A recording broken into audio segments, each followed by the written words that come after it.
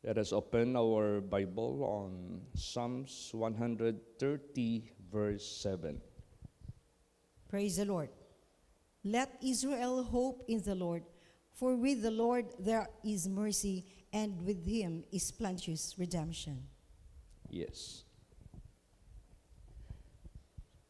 Let Israel hope in the Lord. Pag sinabing let Israel hope in the Lord, this is a command. Ito po isang command. Hindi ito just masasabi natin by chance or by coincidence. Hindi po, this is a command. So ganun din sa buhay natin. God commanded us to put our hope in Him. Command ito let Israel hope in the Lord. For with the Lord there is mercy, and with Him is plenteous redemption. Kaya napaka-importante that you have to decide to wait upon the Lord. Kailangan magkaroon tayo ng itong declaration na yung hope natin, ilagak natin sa Panginoon Diyos. So you have to make a decision to wait upon the Lord. Amen? Praise the Lord. Bakit? Bakit sa Panginoon only? Because men fails. Ang tao, minsan nagpi-fail. Ang money, pera, nauubos. Ang mga bagay sa sanglibutang ito, nagbabago. But God never. God never changes, God never fails. Kaya masarap manalig sa Diyos. Kaya nga nagkaroon tayo ng opening prayer since day one na nakilala natin si Jesus Christ sa buhay natin. Until now, we never experience failure from Him. Hindi tayo naka-experience na nag-fail si Jesus Christ sa buhay natin when we put our trust in Him. When we put our hope in Him. Hindi talaga ito nag-fail. Kaya napaka-importante na nakaangkla yung ating pag-asa sa Kanya. Di ba? Sinabi dyan, alam ni Brad Pabs kung ano ang purpose ng angkla sa barko. Kasi ang angkla kasi, mahalaga yan sa barko. Kasi pag malakas yung bagyo, malakas yung hangin, tapos namatay yung makina, ipapadpad yung barko kung saan-saan na lang siya makarating.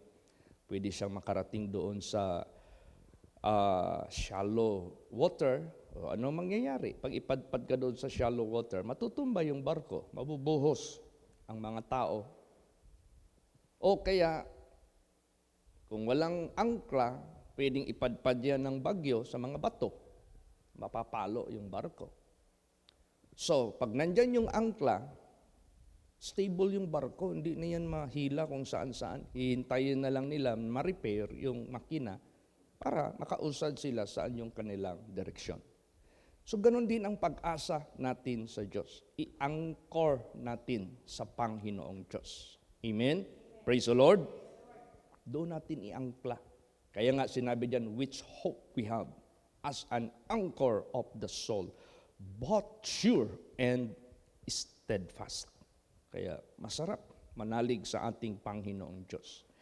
And beside that, pag tayo ay nandito na sa ating Panginoong Hesukristo at siya ay nandito na sa atin, kung anong meron siya, kaya niyang ibigay sa atin. Parang anak, pag yung parents mo, kung anong meron sa parents mo, may portion ka sa kakayahan ng parents mo. Kaya bago pumanaw yung aking mga magulang, I experience to inherit blessings from them. Ito rin lupa dyan sa Santo Niño. Na-acquire nila yan 1968 when I was 1 year old. Hanggang tumanda sila, yung 600 square meter dyan.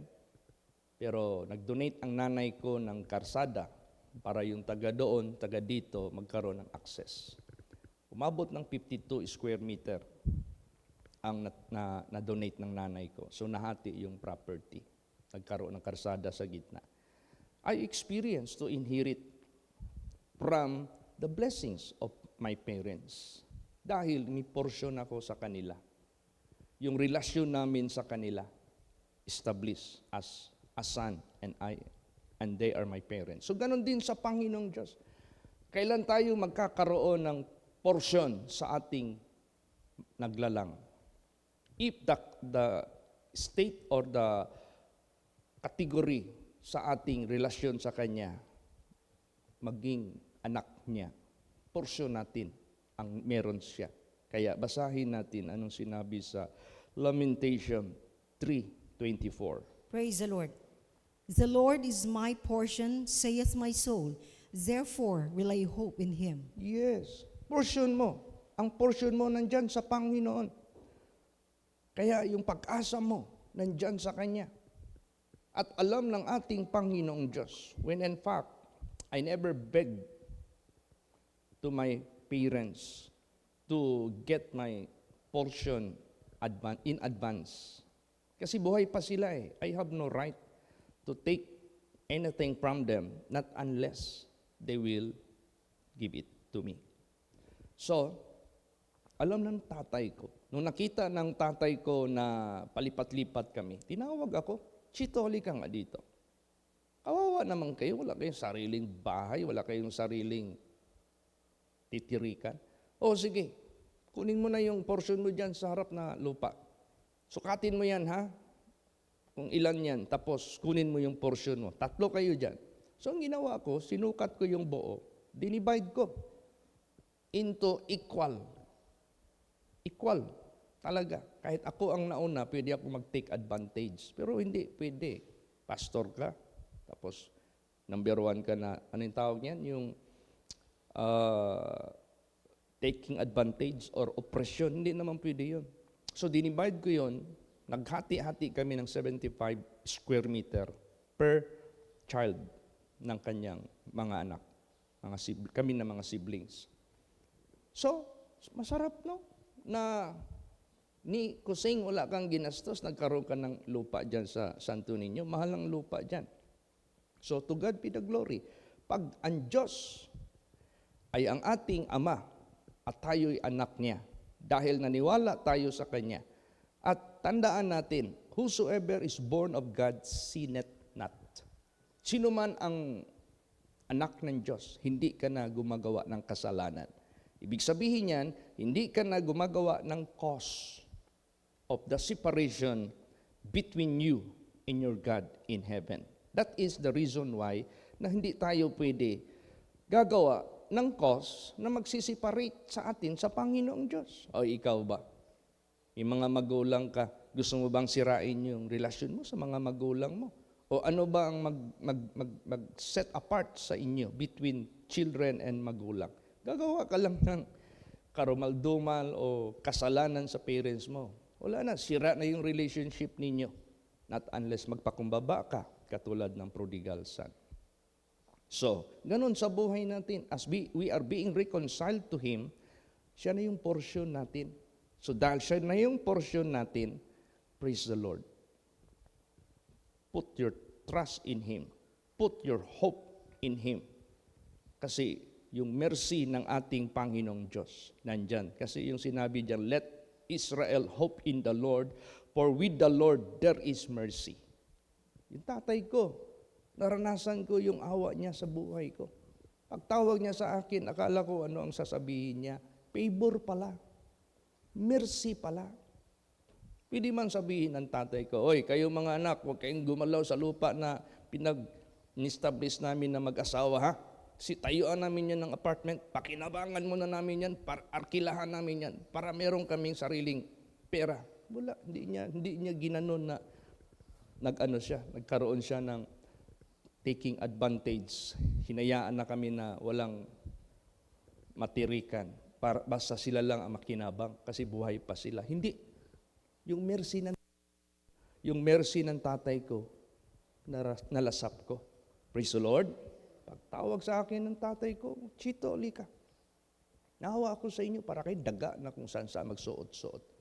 Punta doon sa bahay ni Tiyo Boy, hiram doon sa payag ni Ate Christy, minsan, kung saan-saan na lang kami. So, sabi ng tatay ko, sige, kunin mo. Yung portion mo, in advance, ibigay ko na. Ikaw na ang magmamay-ari niyan, kahit buhay pa kami. Grabe yung ano na yun, yung privilege na yun. Para bang nagkaroon siya ng weaver ba? Na kahit buhay pa kami, pwede pa namin niyang pakinabangan, pwede pa namin niyang mapipirahan. Pero dahil sa awa ko, sa anak ko, na si Chito, mag-ano ako ng waiver.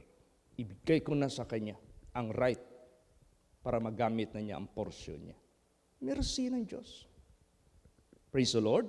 Grabe. Kaya yung mercy ng Diyos, yun, mercy lang ng tatay ko yun, ha? Tapos naranasan ko rin yung mercy ng tita Lydia ko. Sabi ng tita ko, Chito, may lupa ako dyan sa Santo Niño. Napaalis pala kayo dyan sa Dunya Luisa. Idodonate ko yan sa simbahan. 228 square meter. Pwede pa niya yung mapakinabangan. Pwede niya pa yung mapipirahan.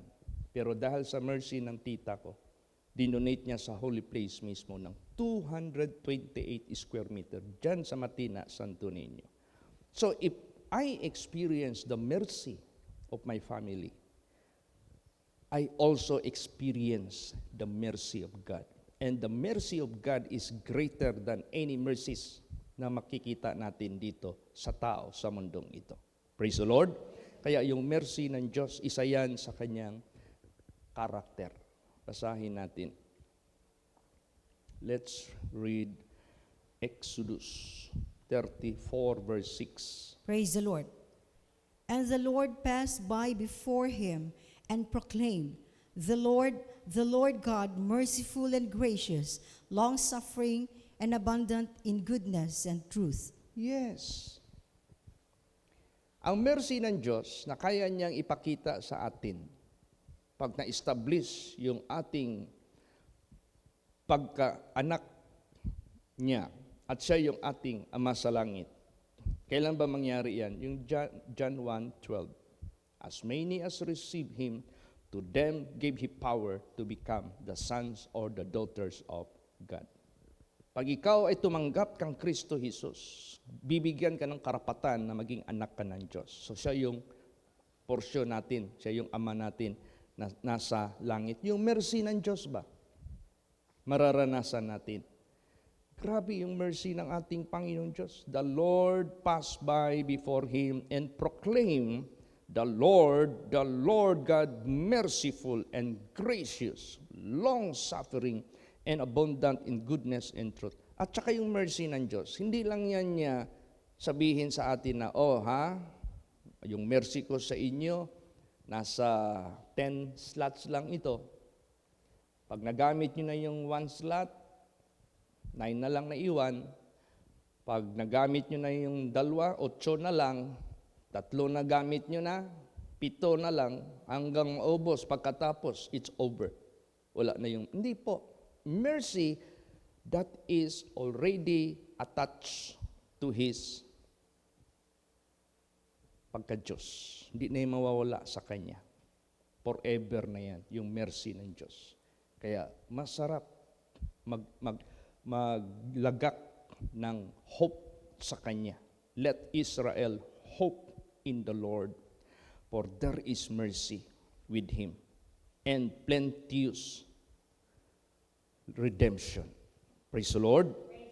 Grabe yung redemption. Basahin natin yung mercy. Ano ba yung mercy? We are not worthy to avail such favor. Ano yung favor na na-avail natin? Ang favor na na-avail natin, yung sinabi sa banal na salita ng Diyos, when we were yet sinners, He died for us. When we were yet walking in darkness, He died for us. Hindi siya nagbase sa ating merits. Hindi siya nagbase sa ating good works. Hindi siya nagbase sa ating goodness. Hindi. Pag sinabing mercy, that is unconditional act of favor. O yan ang ginawa ng Diyos sa buhay natin. Ang mercy ng ating Panginoong Diyos. Basahin natin. Psalms 130, 3 and 4. Praise the Lord. If thou, Lord, shouldest mark iniquities, O Lord, who shall stand? But there is forgiveness with thee, that thou mayest be feared. Yes. O Panginoon, kung markahan mo yung aming mga pagkakasala, sino pa ang makakatayo? Wala. Walang makakatayo. But there is forgiveness with thee, and that thou mayest be feared. Ito yung ating tandaan. Ito yung ating alalahanin na may forgiveness nga sa Panginoon. Pero para matakot tayo sa Kanya. May forgiveness nga sa Panginoon, pero magbagong buhay ka. May forgiveness nga sa Panginoon, pero amend your ways. May forgiveness nga sa Panginoon, but do not go again with your iniquities. Para tuloy-tuloy yung relationship mo sa Kanya, naka-attach ka na sa Kanya as son or daughter of God. So yung portion mo sa Panginoong Diyos, ay sigurado yan. Hindi yan i-withhold ng Diyos. There is no such good thing that He will withhold sa iyo. Praise the Lord. Kasi upright ka na eh. Pag sinabing upright, matuwid ka na, forgiven ka na, para matakot ka sa Panginoong Diyos, para yung uprightness ma-establish sa buhay mo. So walang good thing na i-withhold sa iyo kasi portion mo siya eh. Pag sinabing portion mo, you can take it. Example. Bumili tayo ng pizza. Ilan tayo? 1, 2, 3, 4, 5, 6, 7, 8, 9, 10. Ang pizza, usually 8 slices. Kung magbili tayo ng isa, kukulangin. Yung dalawa, wala na. Dalawa ang dapat. Dalawa. So, maging 16 siya. So, kasyang-kasya. Sige, pag-pray, kunin mo yung portion mo. Kunin mo yung portion mo. Kunin mo yung portion mo. So, kung ang Diyos yung ating portion, unlimited. Amen? Praise the Lord. So, yung kanyang karakter na merciful sa buhay natin, naka-attach na yan sa Kanya. The moment we kneel down in prayer and ask for His mercy, dahil nandito tayo, lubog tayo sa pangangailangan. Lubog tayo. Alam mo, itong Psalms chapter 130, bakit niya ito ginawa? Honestly, he is in the depth. Nasa malalim siya na kalagayan. Kailangan siyang makalabas. Kaya sa buhay natin, we should be honest before God. Na kung ano yung kalagayan natin, isumbong natin sa Kanya. Di ba yung mga anak, pag nandyan sa kahirapan, maglapit yan sa parents. Ikaw naman na parents, alam mo na totoo yung sinasabi niya, honestly yung kanyang approach sa'yo. Di ba? Maawa ka. Ganun lalot na ang ating Panginoong Diyos. Grabe yung awa ng ating Panginoong Diyos. Basa pa. Bakit hindi tayo maging mag-alinlangan sa paglagay o paglagak ng ating pananampalataya, pag-asa sa Kanya? Basa, Psalms 57 verse 2. Praise the Lord. I will cry unto God Most High, unto God that performeth all things for me. Yes. I will cry unto God Most High. Yun na yung kalagayan na na-preach dito minsan na si David is being hunted by the king. Now, kung lalapit siya doon sa mga sundalo ng hari na yan, they are under the authority of the king. Hindi mo pwedeng maasahan yung tulong sa mga sundalo kasi commanded sila by the king na patayin si David. Kung tutulong sila kay David para palayain siya sa pagka-corner doon sa cave, patayin talaga sila ng hari. So saan nag-approach si David?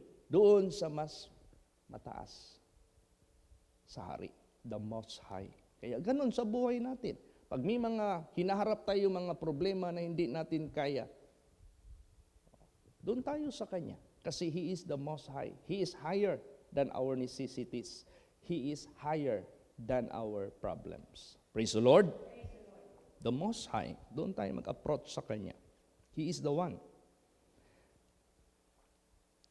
Unto God that performeth all things for me. Alam mo dito sa Bible, ang daming paraan ang Diyos para lang matulungan ang Kanyang mga anak. Did you remember the destruction of the temple in Jerusalem? Then ginamit ng Diyos yung tao, King Cyrus and Darius, to rebuild the temple. So, pwede magamit ang Diyos ng tao para tugunan yung pangangailangan ng mga anak ng Diyos. Or pwede tugunan ng Diyos ang pangailangan ng tao gamit yung ibon, katulad ni Prophet Elijah. Pwede tugunan ng Diyos ang pangailangan ng tao para makainom. Kahit yung impossible, yung bato na nakalitaw sa ground na wala namang katubig-tubig, pwede lalabas yung tubig dyan. So, God has many ways. He will perform all things. Anything He can perform. Amen? Praise the Lord. Katulad niyan, saan sila magkuha ng pagkain? Pag sinabing wilderness, there is no market. Pag sinabing wilderness, there is no convenience store. Pag sinabing wilderness, walang shopping mall. Paano ka makasurvive 40 years? The Bible says, their shoes were not rotten. They ate heavenly food, manna. They drank water from rock. So, if God will perform all things for you, it doesn't matter how it will be, paano mangyayari. Basta ang Diyos kikilos, walang mahirap sa Kanya. Praise the Lord. Kaya masarap manalig sa ating Panginoong Diyos. At saka ang Diyos, yung binasa natin sa first verse, sinabi dito na, let Israel hope in the Lord. Remember command ito. For the Lord there is mercy. Grabe yung mercy ng Diyos. Favor ng Diyos. And with Him is plenteous redemption. You know what redemption is? Hindi lang niya tayo ipoforgive. But He will buy back us. Anong buy back? Alam mo yung redemption? Mag-pawn ka dyan. Gusto mong i-redeem yung gipon mo kasi kailangan mo pang gamitin. Bayaran mo para mabalik sa'yo. So, ganun sa buhay natin. Yung redemption ng Diyos, hindi yan basta-basta. Yung word na redemption, aside na yung kaluluwa natin imbis may impyerno, makarating sa kaharian ng Diyos. Ano pa? Yung mga problema natin sa sanglibutang ito. Kaya niya yang i-redeem. Pag sinabing redeem, you are not in the same place. You are not in the same state. He will redeem you and put you to a comfort hand. Praise the Lord. Tulad yan, example. Nagka-problema tayo sa Matina. Masikip na tayo doon. Pero niredeem tayo ng Diyos sa Matina. Dinala niya tayo dito sa large place. Kasama pa yung mga members natin na naka-avail. Si Sister Ka from Malaysia, she went to Manila renting a house. They came to Davao renting a house. Niredeem din sila ng Diyos. Si Sister Susan Brad Pubs, ang tagal na nilang dito sa Davao, ang dami ng business dumaan sa kanila. Puro renting ng bahay, puro rental. Niredeem sila ng Diyos. May sarili na sila. Ganon din ang simbahan, lalo't na ang simbahan. Amen? Pag sinabing redeem, kukunin ka sa status mo na entangled ka sa problema. Ibayback ka ng Diyos. Tulad ng mga churches natin, ang San Ignacio congregation, wala talagang sariling lupa yan. By the grace of God, niredeem sila, ang Mati congregation, lahat ng mga kongregasyon natin. Kaya kung ang bawat kongregasyon lang, matuto lang talaga, manalig ng buong puso sa Diyos, I don't think so na hindi darating yung redemption ng Diyos sa bawat buhay. Plenteous in redemption eh. Hindi yan maubos. Praise the Lord. Kahit ano pang status ng tao sa sanglibutang ito. Kaya, basahin natin Ephesians 1:7. Praise the Lord. In whom we have redemption through his blood, the forgiveness of sins according to the riches of his grace. Yes, in whom we have redemption through His blood, the forgiveness of sins according to the riches of His grace. Grabe, ang redemption ng Diyos. Nung nag-pass by ako minsan sa hospital para prayhan, last Friday ito, morning, nagpunta ako doon kay Brother Tony for prayer. Sinabi talaga sa akin ng anak niya, yung nagbabantay sa kanya, si Sister Tonet. Alam mo, Pastor Chit, si Daddy, nung naatake ito dito sa hospital, pagdala namin, namatay talaga siya, few seconds. 3 beses siyang gi-CPR, hindi na na-revive. Mabuti na lang, sinubukan nila yung electric shock. Ang electric shock, yun ang naka-revive sa kanya. So, ginamit ng Panginoong Diyos. Praise the Lord. So, kahapon, habang nagbibigay ako dito ng Word of God, biglang nag-ring ang cellphone, si Sister Antoinette. So, pinarinig ko sa kanya na nagpipreach ako. Sorry siya. Kala ko anong emergency sa daddy niya. Kung pala, nag-request siya, Pastor, today, susubukan na tanggalin yung catheter ni Daddy. Pag ma-approve, i-pray mo, Pastor, na by himself, tuloy-tuloy na, without catheter yung kanyang pag-ihi. So, malapit na yan. Makalabas, i-redeem na siya ng Panginoon Diyos from hospital. Praise the Lord.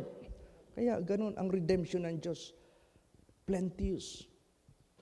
Lahat ng ating mga pangangailangan, hindi yan hayaan ng Diyos. We are in the bondage of, we could say, sa sitwasyon na binihag ka dyan, hindi ka na makaalis. Lahat, i-redeem tayo ng ating Panginoong Diyos. Kaya minsan, nagplano kami ni Pastora Joy noon, extend tayo dito sa itaas para ka-accommodate tayo para sa every June 15. Narinig natin, Sister Carol, accommodate many visitors, Sister Susan, Sister Inding, Sister Lenlen, Sister Neneng Sausa, lahat ng mga bahay-bahay na dyan, mga anak ng Diyos. Extend tayo para may free rooms tayo ma-accommodate. Di ba? Ni-redeem ng Diyos. Kinuha sa ganong klaseng kalagayan. At hindi pa namin ma-imagine, ma-expect na ang ibigay ni Lord Jesus Christ, di ka makaano. Kaya ang redemption ng Diyos, plenteous. Amen? Praise the Lord. Kaya masarap manalig sa Diyos. Naku, kaya nga sabi ko kay Sister Angel, ang awitin natin ngayon, "'Tis so sweet to trust in Jesus." Kasi tukma yan sa binigay ni Jesus na message for this devotional. Kaya, plenty ang redemption. Basa pa. 1 Corinthians 1:30. Praise the Lord. But of him are ye in Christ Jesus, who of God is made unto us wisdom and righteousness and sanctification and redemption. Redemption is often mentioned from God to us. No? Lagi yang nami-mention about kay Jesus na ginagawa niya sa atin. Kaya plenteous in redemption. Ang dami niyang ginagawang redemption. Kaya sa buhay natin, let us just be honest in our prayer. Kasi itong Psalms 130, when in fact, bakit niya ito hiningi ang mercy at ang tulong ng Diyos? Because he was in the depth. Nasa malalim siya na kalagayan. Mahirapan siyang mag-angat sa buhay niya. O, tulad nga itong June 15, tinignan ko yung listahan ni Sister Leah na nire-report niya sa mga pastors. Uy, sabi ko, deficit pa yung natin budget natin. Nag-project tayo ng mga 400, more or less 400K. Nasa 200 plus pa lang yung pledge. So, mga nasa 45% pa ang kulang. Ay, lumapit tayo sa Diyos para i-redeem tayo sa lalim ng ating kalagayan. Praise the Lord. Let us be honest. Basahin natin. Psalms 130 verse 1. Praise the Lord. Out of the depths have I cried unto thee, O Lord.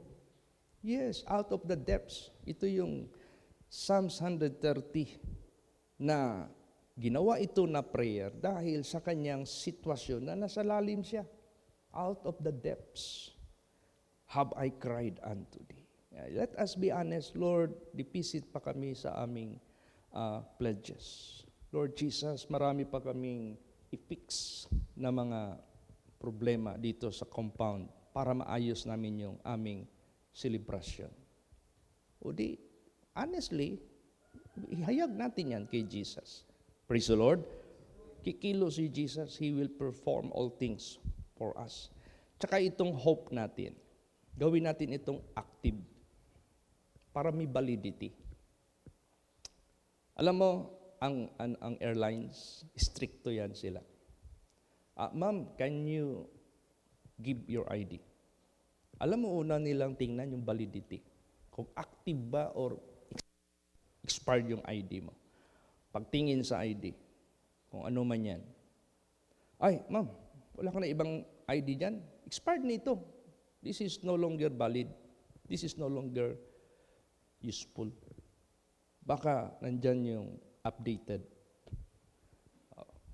Pagbigay mo, pagtingnan ka agad yung validity. Uy, okay, active ito. So sa pag-asa natin sa Diyos, make your hope to God active. Amen? Praise the Lord. Don't let it expire. Pag sinabing active, paano natin ma-activate yung ating hope sa Diyos? Huwag kang gumawa ng pagkakasala against Him kasi ma-invalid yung hope mo sa Panginoong Diyos. The hope of the hypocrite shall fail.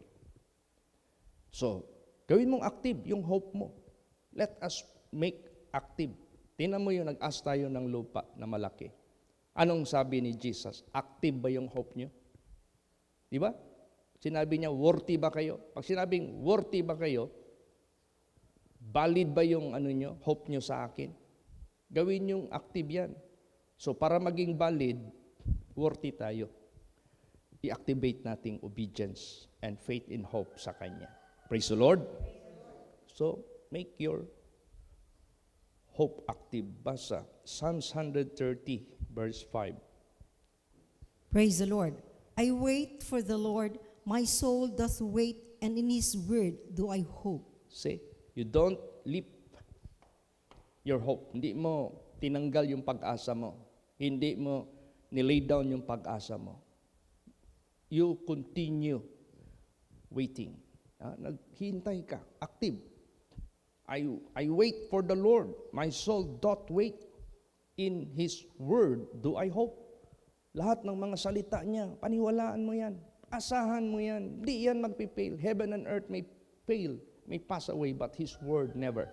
Hindi talaga. Kaya mas matamis, manalig sa ating Panginoon Diyos. So, bakit kailangan natin gawing active yung ating hope? Sapagkat alam ng Diyos sinong totoong nananalig sa Kanya. Amen? Praise the Lord. Alam niya yan. Hindi natin maano ang Diyos, madaya. Hindi natin ang Diyos makaberan ang katotohanan. No. The Bible says, dilim at liwanag sa mata ng Diyos, pareho liwanag. So, ibig sabihin yan, whether you are in the cave, God can still see you through. Kita ka pa rin ng Diyos. Kaya, pinaka-final na dapat nating malaman sa ating paglagak ng pag-asa, pananalig sa Diyos, pakilala natin sa Kanya na tayo ay worthy. Last verse, Nahum 1:7. Praise the Lord. The Lord is good, a stronghold in the day of trouble, and he knoweth them that trust in him. Praise the Lord. Yes, the Lord is good, a stronghold in the day of trouble. He knoweth them that trust in him. So honestly, are you in trouble because of such necessities? Yes. Put your trust in God. And He knows us. Kilala niya tayo. Kung tayo ba'y active yung ating pag-asa, yung ating hope sa ating Panginoon Diyos. So you have to wait upon the Lord. Doon tayo mag-expect sa ating Panginoon Diyos. So it is being commanded to us to have hope in God. Let Israel hope in the Lord. Let Holy Place members hope in the Lord.